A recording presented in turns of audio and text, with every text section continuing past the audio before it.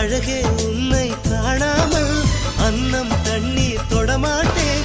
ஆகாயத்தின் மறுபக்கம் சென்றால் கூட விடமாட்டேன். உன்னை காணும் முன்னே கடவுள் வந்தாலும் கடவுளை தொழ மாட்டேன்.